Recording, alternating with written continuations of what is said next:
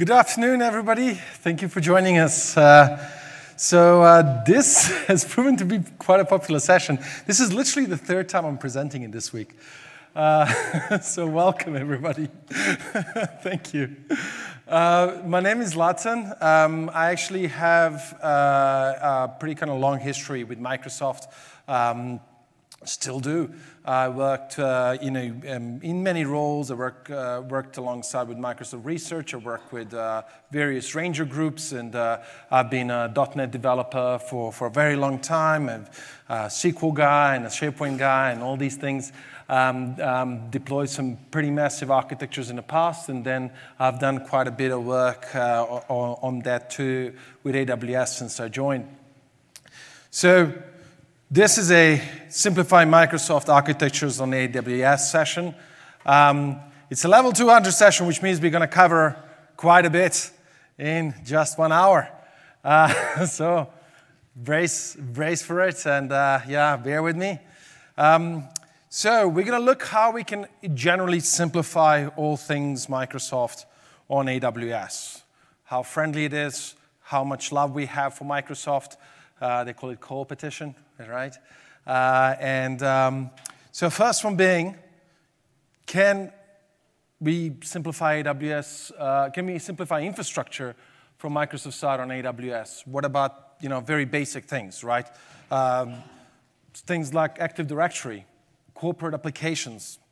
What about Office 365, SharePoint, Exchange, Dynamics, right? What about SQL? How do I deploy all of this, right? What do I do with it? Any good migration suggestions? Like, what can we do to simplify migration on Microsoft workloads? What about the actual .NET architectures? Or any other enterprise application architectures? How can we simplify those? How can we use latest concepts? How can we use latest patterns, latest services, technologies? And what about managing those, right? How do we actually simplify managing those? Do we need to bring about the entire infrastructure as we had it, in our old data center? Maybe not. So let's start with the infrastructure side of things. There's been quite a bit of innovation for Windows and AWS. I mean, I really implore you to take a look at it. 41 instance types, 10 instance families. We've had many different, not just MEs, but services that we've actually built specifically for Windows workloads. I'm going to touch on those later on around management, upgrade, patching, and so on and so forth. What are the two most common patterns when it comes to, and this is really coming from me working kind of hands-on with our customers as part of the professional services organization for AWS for the longest time. I've been kind of doing hands-on actual deployments. So I've been working with very large customers that wanted to deploy literally the entire infrastructure over at AWS. So it's always, always facing the same questions. Hey, we want to have replicated services. We want to have all our application proxies in one place. We want to have our system center, maybe our SQL farms. Depends really how you manage these things, right? So this is the hub and spoke model, the shared services VPC that actually appears to any additional VPCs that can be in the same account or from multiple accounts. What about if I want to make sure that there's a way in which I can actually manage all the traffic that is coming in from a data center, and I can inspect it in one place, but I also want to have transitive properties. So for that, I would be using something like a CSR for this transit VPC that you can see over there. Basically, CSRs are the cloud routers, Cisco cloud routers. If you put right now, if you go to Google, if you put transit VPC AWS, it will actually take you to how to build it, as well as the actual cloud formation that you can deploy right now and have it up and running in your AWS environment. And with that one, you not only can you actually attach all the VPCs, but like I said, the traffic will be, it will be transitive in a sense that not only will you have access to all the central services that you may need, like Active Directory, System Center, maybe, like I said, shared SQL farms and so on. But they can all see each other as well, right? In the shared services VPC, A can't see B, but they all can see the central one, right? In the transit one, A can see B, can see C, and so on, right? So, common Active Directory patterns, right? The easiest thing in the world, drop 2 DCs and extend your Active Directory into AWS, right? You can do that either through VPN or via Direct Connect.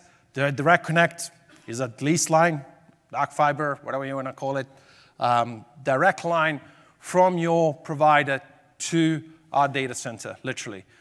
And you drop two DCs, you configure DNS forwarding, off you go, you're done, right? What about if I don't have VPN and, or Direct Connect, but I just want to federate over, you can do that too. You can use either our actually AWS Directory Services Active Directory, which is managed Active Directory offering that we have. We have both flavors. We got the Enterprise Edition and the standard one. We support many different things at this point, and we, over time, we've been supporting more and more things like schema extensions, things like, working with enterprise applications, including working with AD FS. You will put AD FS proxies up in a public subnet, and you would establish a AWS Trust and federation between your workloads, your data center, or any additional offices, or your partners, or any other different SaaS offerings that you might want to federate to. What about trusts? So one thing, if you want to use our managed Active Directory service, right? You can establish either a two-way or more likely a one-way trust to it, and that way you can effectively extend into using extend into AWS using a managed Active Directory service that you don't necessarily have to manage yourself, right? So we manage it. We worry about it, so you can actually use it, whether it's for central purposes between multiple VPCs, like in a previous example that I showed you how the transitive and the shared VPC works, or for single kind of account or single VPC deployments. Either way. What about if I want to integrate with Office 365? I don't know. Lots of people today are using Office 365. They've been using it for a while. They're using it for all the business productivity offerings that they have. Some of them are extensively using Azure AD, right? They might even have some Azure workloads that they want to have, and they want to both have a single sign-on to both workloads that might be running in Azure and Office 365 as well as AWS, right? So with that, we can actually integrate with that too by means of AD FS and Azure AD Connect server. We can, it literally just, we add 2 containers to AWS Microsoft AD for use by ADFS. We integrate ADFS. We synchronize our users, and voila, you can just you can then federate and you can do a single sign-on to both Office 365 or any other workloads that you may be authenticating to via Azure AD. This is just to show you, goes to prove exactly how friendly and cooperative and how much we embrace working with Microsoft, right? This is pure love, like that heart that I had in the first slide. Other things, more and more of our customers are using RDS, which is our managed SQL Server offering, right? They really like the fact that you don't have to manage SQL Server, that they can automate everything from backups to multi-AZ deployment and have us worry about everything, right? RDS, I mean, I'll be honest with you, I was also a little bit skeptical because RDS was fairly limited in certain things that you can do. Why was it limited? Because it is a full-blown implementation of SQL Server, don't get me wrong, right? Enterprise or standard or whatever. However, because it's a managed service, we don't let you have any way like system level access or any file system access or anything like that, and any store procedures that may need or may require any type of access like that. So a lot of enterprise applications need that. Things like SharePoint needs that access to go ahead and create databases and do a whole bunch of other things. So those are not probably compatible, but for the most .NET applications and so on, RDS is a perfect solution. A lot of our customers like it. They don't have to involve their DBAs or hire any additional ones. For situations where SQL Server running on EC2 is more appropriate, we actually have quick starts that you can go. I was recently actually working with a customer that wanted to migrate basically 23 terabyte database over to us and SQL Server one. And we literally set up the whole AlwaysOn availability group with the entire infrastructure by means of using Quick Start. If you right now, for those of you who don't know what I'm talking about, put in Google or whatever, put AWS Quick Start, you will actually, first link that you get, scroll down, find the SQL one, you'll see that we have a Cloud Formation that deploys the entire infrastructure environment plus the entire setup for AlwaysOn availability group between 2 nodes or 3 nodes for SQL Server 2016. And I think we support some earlier versions too. So we use that, and even that quick start in itself was enough. Actually, it was almost a perfect match for the production environment requirements that they had. So that's really how good the quick starts are. So I really suggest you check them out. So this is what that quick start goes ahead and deploys. This is what it looks like. It can also stretch out to the third AZ. One quick kind of note around the actual availability zones. Please remember, it's very different with us than it is with any other provider. Availability zones, I'll repeat again, are clusters of data centers that are geographically displaced from one another on different fault plane, on a different flood plane, right? No, it's very unlikely that more than one will ever be down due to any type of disaster or anything that can go on. In fact, the multi-AZ deployment in the eyes of most of our customers actually counts as a full-blown DR setup, right? So some things to consider, right? So this is what it looks like. And this, mind you, is a way that I was doing, and this is the idea behind the actual migration that I was working on recently, and not just this one, but many others before that. In fact, last year I did a level 400 session around how to do this specifically. So in this particular case, we are actually extending the Whiskey cluster, the WSFC cluster over to another region and adding another node in AlwaysOn availability group, which is an async remote replica over there.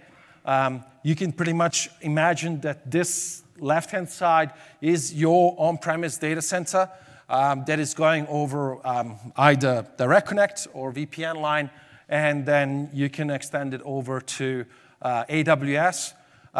If you later on, and I'll kind of touch on as well, just add the application and web service side, or you're working with an application that does support AlwaysOn availability groups, you can fairly easily cut over to AWS without any of your end users even knowing what happened. They won't even know that they are on AWS now. For those of you that favor failover cluster instances, so failover cluster instances, they differ in what always-on availability groups are. They're a little bit old school. What they only allow you to have is the redundancy between two nodes, right? That's great. But however, they use shared storage, so that's not great. Because should storage go away, it doesn't matter how many nodes you have in, your entire database is gone. So you need to have some way of replicating that data over. If I go back 10 years ago or something like that, the common setup would be to set up a failover cluster instances with shared storage, but then set up log shipping from there to the DR site, and that way replicate the data over, or use some kind of disk replication data. We have things like SIOS Data Keeper. There's actually a lot of third-party vendors and ISVs that offer solutions specifically for failover cluster instances. I love this slide. This is literally a very busy slide, as you can see, but this is a poster that we have in our office as well, and some of our customers do. And this kind of shows an example Microsoft type application, whether that be an enterprise application, whether that be a .NET custom application or any different type, and the way it would be running and making use of the services that we have got to offer in AWS. So if you can make use of CDNs, our CloudFront can both offer a web application firewall as well as AWS Shield service for DDoS attacks, which is one of the most sophisticated offerings for DDoS defense that we have. So if we move from that side of things, you can use RDGWs as your kind of jump box to get in and to manage or to access any of the servers inside a private subnet. We used to have net instances before for netting out for any of the internal servers to actually pull out any of the updates that they may need or any access that they may need from the internet, one-way access. Now we have Net Gateway, which is a managed service on our side. So we make sure that you always has the right availability, resilience, plus bandwidth that you may require. Bandwidth was actually an issue. We used to use those T2 instances before. It wasn't great when it pulls out these multi-gigabyte updates. So auto-scaling. There's a lot of ways, a lot of .NET applications out there, unfortunately, can be very bloated. A lot of even enterprise applications that have web frontends can be very bloated.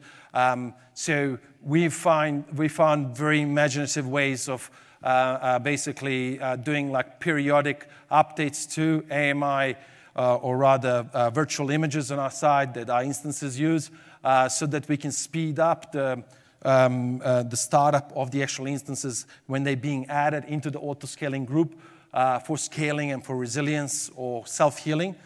On an app side, there's been some good service application architecture examples, even from the old school kind of WCF services and all that, in which kind of they can scale themselves out by just adding them into auto-scaling groups.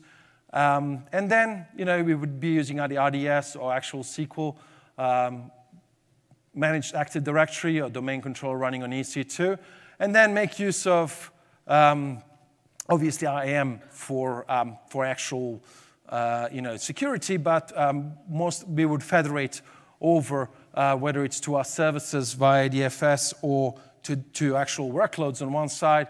KMS we would use for encryption of data at rest. There's also Cloud HSM.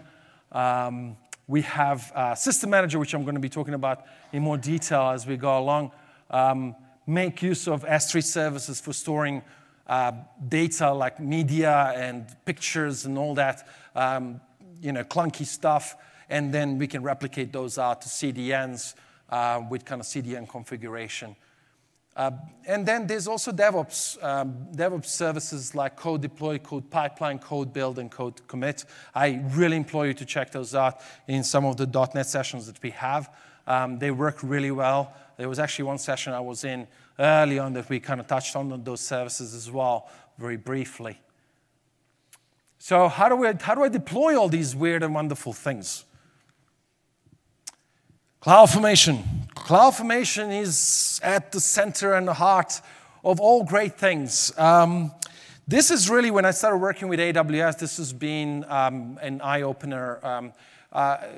Introducing things like Cloud Formation and repetitive ways of basically using infrastructure as a service to create everything from scratch, or each individual layer, networking, security, application, web, has been tremendous in a way that projects that in the past would take me at least 6 months to implement and go from dev to kind of to production could actually cut down to and have like a full-blown production infrastructure up and running in 2 weeks or less, and that's tremendous. It's really nothing more than a JSON YAML formatted file where you put in all the resources that you want to create. You can then personalize it through parameters for specific environments, and our service intuitively knows how to create these instances. It knows how to establish dependencies, or you can establish those same dependencies yourself. Cloud Formation examples for Windows workload, Windows implementations, you can find in the quick starts. I told you that earlier. This is what they look like. You have the Exchange server, SharePoint, SQL, Link. You have actually quite a bit of options. I think there's also the DevOps and the Dev setup. I would really implore you to go ahead and check those out.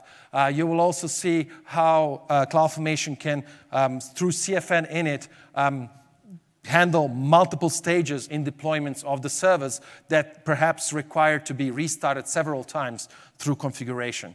Okay? And that's something that I would strongly suggest you guys check out. Fairly well done through wait conditions and signals sent through wait conditions. What about migration? Simplify migration.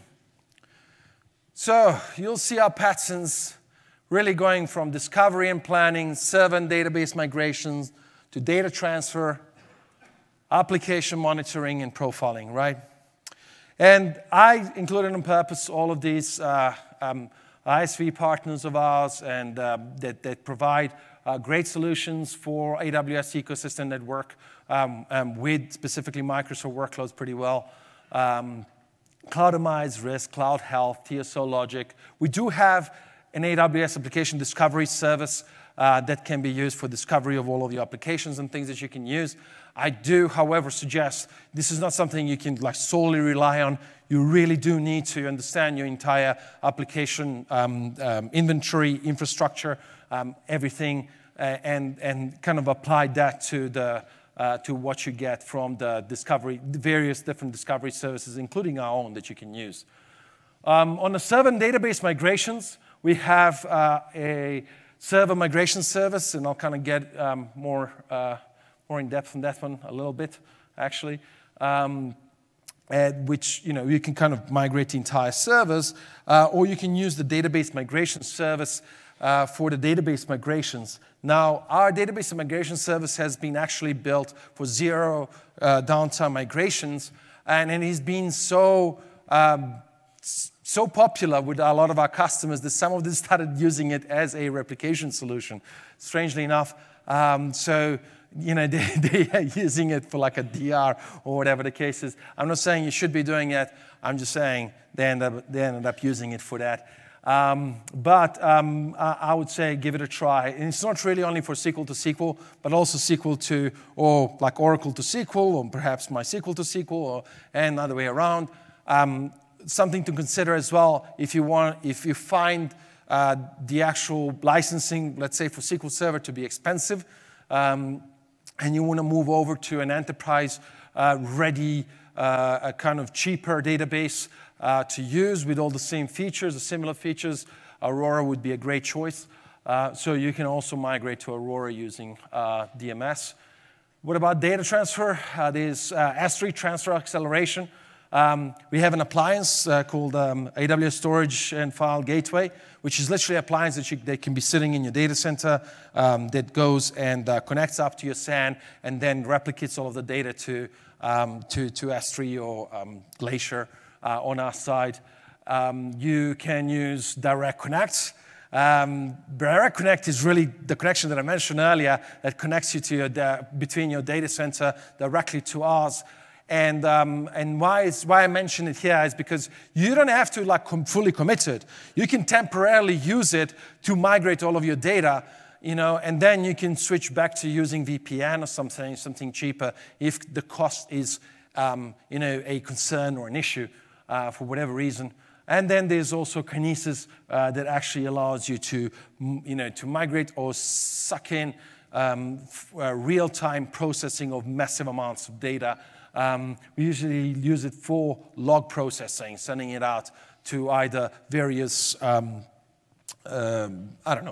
databases, or we can actually hook onto events for it, or we can send it directly to Alg stacks or anything that you may be, where you want to kind of analyze this information in more real-time approach. Application monitoring, we do have CloudWatch and config. With CloudWatch, you can actually, there are few things that we have created specifically for Windows servers where you can actually send and create custom metrics and send those out. However, it's kind of just basic monitoring on that side. It is really a central logging service, and that's kind of where all the logging goes in, right? Config is more that keeps profile and check on all your entire infrastructure, what has happened to it over time, how it did, and also is there for enforcing any type of policies that you may have. And there's obviously New Relic, AppDynamics, and Dynatrace. So, example of the migration sequence. First, this is how we used to do it. This is how we would do it, on a professional services side of things. You establish a landing zone, which effectively is the VPN connection, direct connect with your VPC and public subnet design. Heavy involvement from networking guys. You need to know exactly which ranges you need to have. You need to establish, whether it's a little bit more involved around direct connect, but also with VPN, how it's going to be established, what are you going to use. And next thing is security. You create security groups. Now, there's two levels of security. One is NACLs, which is kind of on a subnet level. And then you have security groups, which are more commonly used. And those are literally proxy type rules that you put in that can be for one or multiple or fleets of servers that you define. You can make them part of groups of servers that they are in, like domain members and so on. And you define in a fine-grained way exactly what's allowed to get in, what's allowed to get out, and how, which protocols. And we have Microsoft-friendly ways of doing it. You can select a MS SQL protocol or something like that, or domain, protocols and all that sort of stuff, where we kind of help you out to create those out. And if in doubt, go ahead and check out those quick starts, the cloud formations. We do have very good examples of what these security groups should look like, right? Then we go ahead and extend Active Directory. That can be kind of, some, I would say, what's the right word to use? It can't really go as fast as I would like it to go sometimes, because there's always concern with customers that have never really used cloud before on security implications of extending Active Directory into not just AWS, but really any cloud provider, right? And using managed Active Directory usually actually prevails and helps speed things up. And establishing a trust instead of just extending the production Active Directory into AWS from a get-go. But in a lot of cases, we do extend the production. And then second thing would be SQL Server, as we mentioned before, either on EC2 or on RDS. And then you would then bring up the web server and app server that you would also create through Cloud Formation. You would then do connection draining from on-premise and then cut over into production, do a production cut over to AWS. So this is kind of how this migration would take place. So AWS Server Migration Service, honorable mention here. This is currently working for VMware, but support for additional hypervisors is coming. A lot of migrations that I've been doing are actually from VMware, Microsoft workloads in VMware. It's very important aspects here. It's agentless. It allows you to capture incremental change made to on-premise of VMs and automatically transfer them continuously to AWS. Very important, right? And you don't have to do it sequentially. You can migrate entire groups of VMs simultaneously and orchestrate how that's being done, right?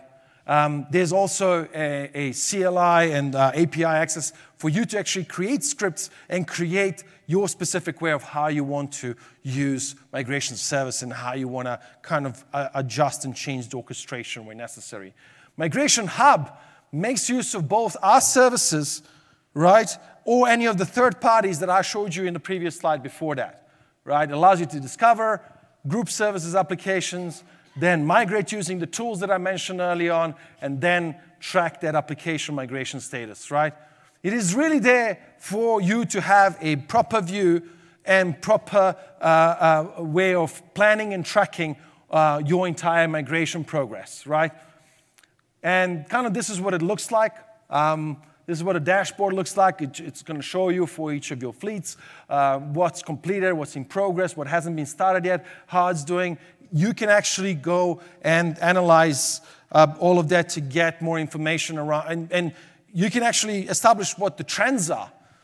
You can establish, if issues are coming up, you can actually easily predict why they're happening, how, and it can help you, I guess, faster to resolve things on a more kind of global way than you normally would.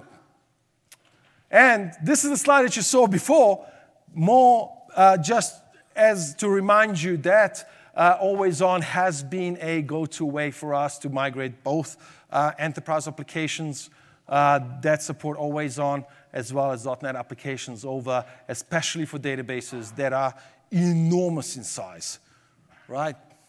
Oops. Went a little bit too fast. .NET development, how do we simplify that guy?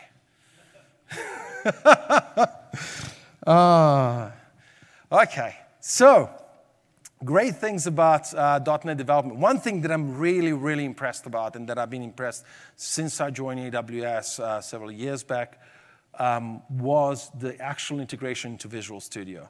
It is actually very mature now. It's very well supported. It allows you, not only does it have templates, but it has direct connection to the services. It allows you to do one-touch deployments directly into AWS. It allows you to really make use of every aspect of both the managed services that we got to offer, RDS, Dynamo, and then also include things like S3 and obviously EC2, and automated like F5 automated deployments directly using Beanstalk, from Visual Studio all the way, to the servers, including the actual blue-green deployments and so on.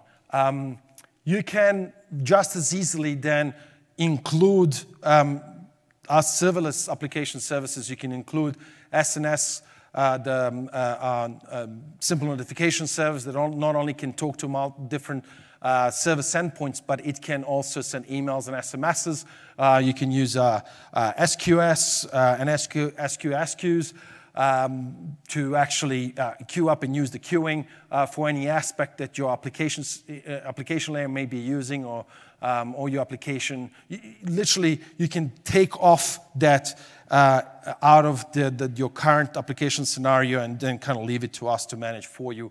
And also many other services that you may be using. You may want to use Lambda or serverless application service effectively. That way you can use, and you can use C# with it. So it's a familiar language from that point. Vue or any other language of your choice. So there's quite a bit that you can use that you can incorporate, and they all can be part of the same Visual Studio project, and that's quite important. You can also make use of code services. I mentioned earlier as well, code pipeline is really our orchestration CDCI service that we internally developed. Our customers liked a lot and said, can you please make it available for all of us? We really want to use it. So we did so, and you can effectively, it does not only integrate with our services, but it integrates also with third party. There's a laundry list of them. From a source, it can support Git, like a managed Git through code commit or GitHub. And the third one being S3. And S3 is very, very important, where lots of integrations from other kind of source services go via S3. So you can configure things like TFS or VSTS using the toolkit and to actually push all of the packages out to S3. And once they get pushed out to S3, that kind of automates code pipeline to push it into build.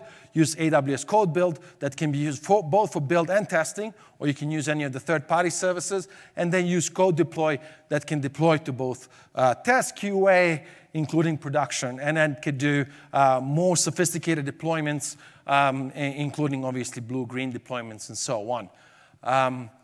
There is almost like no learning curve with these services because they're extremely simple to use. Something like Code Build uses a build spec file, which very kind of intuitively shows you, like, where you can actually put an instruction where you want to copy the files from your package from which folder to which folder, and which services you want to start, or you want to, if you want to recycle application pools, if you want to do anything like that.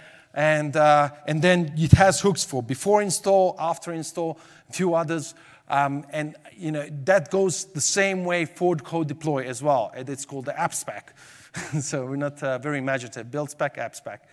And our service, by looking at that file, which all you need to do is just put it at the root of your package. Our service, by looking at that file, knows what it needs to do. And that's all you need, really. So we can also use things like Jenkins, Solana CI, TeamCity, BlazeMeter, Ghost Inspector, RunScope, HPE. We can use Opsworks, Elastic Beanstalk that I mentioned earlier. And each of these also can use Cloud Formation. So Cloud Formation can go ahead and deploy any serverless aspects of the deployment, or it can actually deploy any infrastructure if needed. So you can actually manage deployment and changes to your infrastructure through CDCI deployment. So any additional servers, any additional infrastructure aspects that you may be adding or changing. So that's pretty important. CodeStar, to help you get you going. You can go to CodeStar, you can select out of the library of different types of applications. You'll find ASP.NET Core, web application, or web service. Go ahead and start it, and we will create an actual, we'll seed basically a test.NET application in, let's say, code commit, and we will create code build, code deploy, and servers to which you're going to deploy to. We're going to create like a whole dashboard for you. You can actually track the entire deployment. You can one-click integrate with Jira. There's a lot of things that you can do. Literally, very fast, you can have the full CDCI pipeline created. You can just swap that test Hello World .NET project that we put into code commit with your own one, and you can see it deploy, get tested, get deployed, and you can see what it looks like, and you can kind of do incremental changes and all that. Not only does it allow you to kick the tires of actual .NET development in AWS, but it also gives you a full-blown, basically, pipeline that you can use and you can build from going forward. So now we're developing Now we have all these weird and wonderful services. Now we have the full CD/CI pipeline. Now I know that I have all these services that you talked about, Zlatan, that I can use from AWS. How can I now use that to simplify the actual .NET architecture? So AWS Lambda, you heard me mention that already. It does support, you can use C# to actually write, or you can use Node, you can use Java or Python. And basically, it's a piece of code. In the background, it's basically using containers to do it, but it's a piece of code. You define how much, and the unit is called memory. Memory actually does imply how much memory is being used and is being allocated to your execution of Lambda, but it also has corresponding number of CPUs for that specific memory size that you've chosen. And it's just a piece of code that you get a payload through that code, you can parse it, and then you can do whatever you like with it. You can initiate it any which way you want to. You can put API gateway on top of it to do it, or you can do it via API itself internally or through CLI. It is really, really easy to use. It works with many events on our side, right? We use it, the ops teams use it, SecOps teams use it. There's just many, many uses for it. And you can create your own events as well for execution of Lambda itself. It is incredibly cheap to do so as well. It's for something that where you don't have to worry about the availability, scalability, self-healing aspects of it or anything like that. It's really a fraction of what it would cost to actually run it on EC2. Never mind running it on any other platform, or God forbid, back on your in your data center. There are other services that we use. I mentioned most of them, Dynamo, NoSQL database, Kinesis, Cognito, which can be actually used for authentication. We use it mostly for mobile application authentication, but it's also used for any kind of third-party application authentication. API Gateway, really, it kind of goes hand in hand with most implementations of Lambda.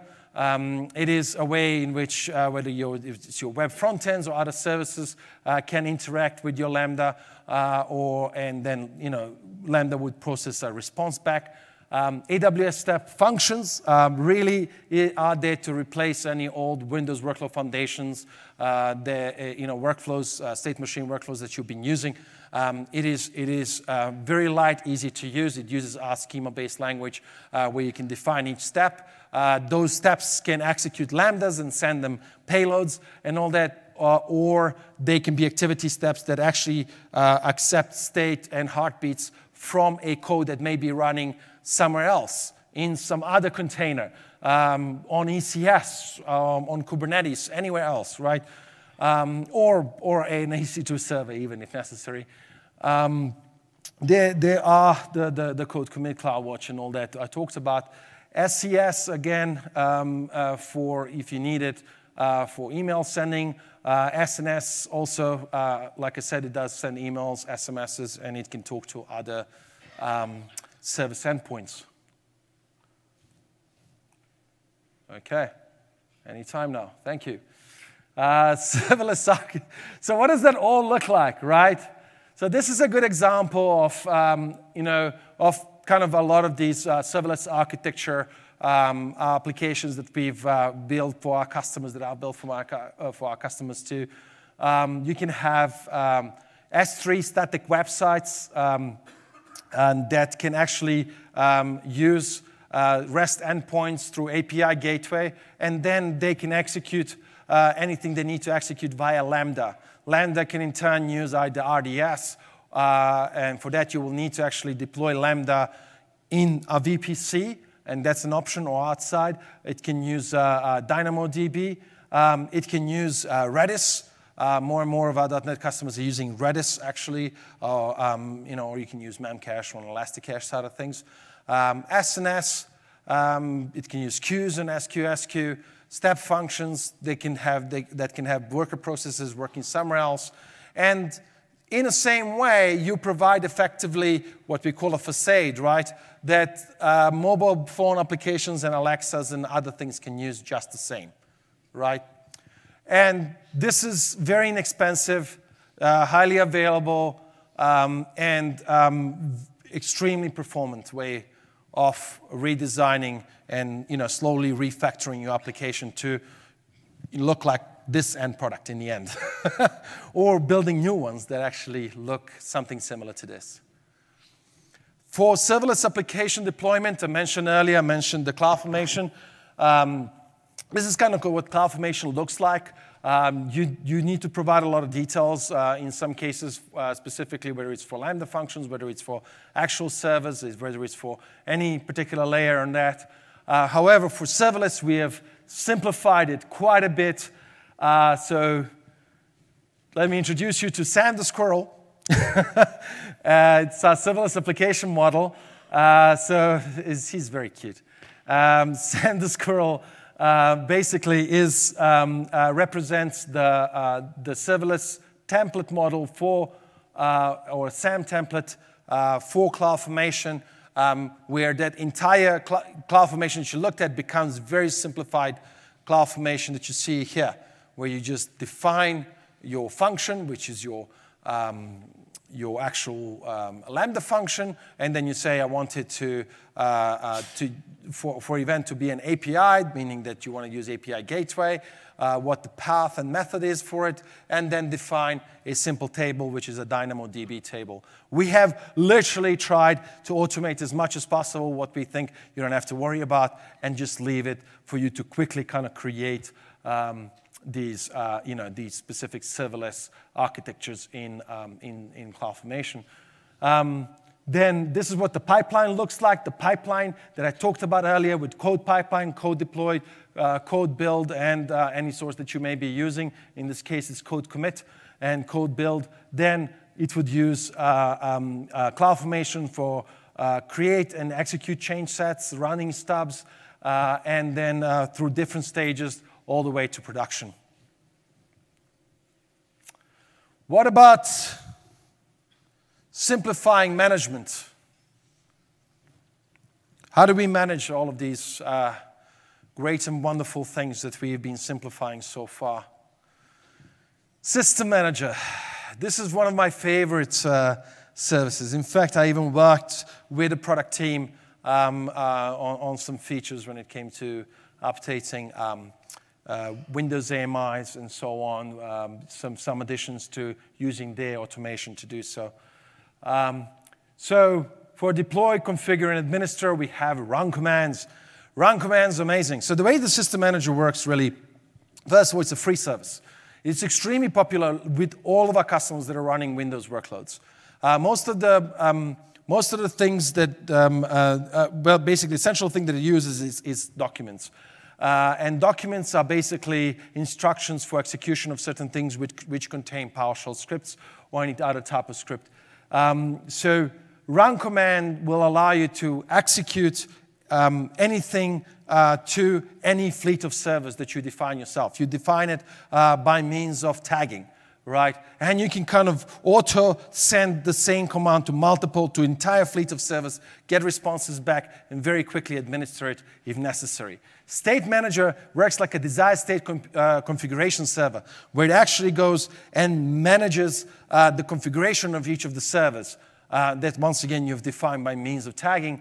And if the change happens, it will change it back, so it will be keep on changing change set, or any new, let's say, servers that are being created, it will perform any necessary actions that it needs to perform automatically without you having to worry about things like adding it to the domain or performing, putting certain policies on or anything like that, right? We have also a patch manager. Literally was built just for Microsoft workloads. You can select KB articles that you want installed on your servers. You can define to which servers. You can have maintenance windows for installations of those patches. Parameter store, extremely popular for usage because this is where you can keep your secrets. It integrates directly with our KMS service, and which provides encryption for anything that you may be keeping in there. And you can also have a full inventory, right? Of your entire, server, and I want to say infrastructure inventory in AWS. Mind you, the way System Manager works, it works by means of having an agent on the service. What that means is that you could have that System Manager managing not just your AWS resources, but anything that you connect it to. It could be on your on-premise servers, or it can be servers that are running on some other platform. Because the only thing that it needs to have the rights and access to its agent, right? To give it instructions of what it needs to do. So documents, once again, documents are there. They can either be executed by run commands. They will be used by State Manager to maintain configuration. They will be used by Patch Manager to perform patches, or by automations like the update of AMIs, continuous update of your custom AMIs that you may be using, and so on. You can literally manage your entire environment without actually getting into your environment, right? Via Systems Manager, right? You can also get it to kind of spit out information to S3 bucket, to use SNS topics, or use any CloudWatch metrics and so on with it. But most importantly, you really don't have to you don't have to have any jump boxes or anything like that. You can just use EC2 Systems Manager to kind of manage things by proxy. CloudWatch and CloudWatch logs. Like I said, CloudWatch really is kind of a central service for all of our logging on our side. You have those normal UC2 metrics like CPU, disk usage, and so on. But how much of RAM is being used, how much of that RAM is being used by the actual application, or how much CPU, or how many IOPS and all that, profiling of specific applications, specific application logs that you may need, and all that sort of stuff, those can really be sent off to CloudWatch logs. You can also send SQL logs, or domain controller logs, and all of that sort of stuff. By means of, we do have lots of examples actually online in our documentation, but you can create your own custom metrics to do so. We do have also a lot of partners that do that in the same way. And you can then monitor, so that they all kind of congregate in that way. You can then shoot those out by means, like I said, kinesis early on. You can get Lambda to subscribe to any events through those logs and perform certain actions, some automated actions that will self-heal any of your applications or your infrastructure. You can also dump those into like a data warehouse like Redshift, or you can dump it onto S3, or you can actually push it into things like Elasticsearch directly, and get Kibana to actually show you what these things look like. And I do have a final slide that kind of talks about that. You can also perform analytics and all that, and then you can also create, you can have CloudWatch alarms on any of these things, and these alarms can start workflows. It can send out emails. It can send out SMSs. It can do a lot of things, right? And in that way, both inform and act upon any of the things that may be happening with both your infrastructure and your applications. This is kind of really common, and this is what I was talking about earlier. You can literally pipe your CloudWatch logs into Elasticsearch, and then you can use Kibana to fairly inexpensively create monitoring of anything that you're pushing from CloudWatch, and which includes literally everything I mentioned to you. We have also Amazon QuickSight, right? QuickSight, for those Windows heads over here, is something like Power Pivot, like Power BI. Literally, we have a Spice engine that does in-memory data processing, and it's a self-service BI service on our side, where you can very quickly create reports and analytics right now on the data that is pushed through CloudWatch into QuickSight. And you can also use things like Trusted Advisor. You can get network information through VPC logs, and then you can kind of act upon any of that information and subscribe to it by and invoke Lambda on any of these specific events that are coming through. A lot of cases have been doing a lot of work around pushing those out to Slack, HipChat, or Teams, where respective DevOps or SecOps or Ops teams can actually both see any changes or anything that they need to know about or whatever the case is, and they can act upon it. So, kind of support. You can use like a, an API gateway, like a webhook back to send information back from Slack and all that, and manage your entire, infrastructure and applications from actual Slack or HipChat application. Not, or any aspect, you wouldn't do the entire thing, but some aspect of it, let's say. So this concludes my last slide on simplification. Hopefully, by looking at each of these stages of simplification, the infrastructure, the actual application side of things, .NET development, management, and migration, you can see really how friendly our services are with Microsoft workloads, what they can do. Thank you very much. Hope you enjoyed the rest of the day. Hope to see you in some of the parties.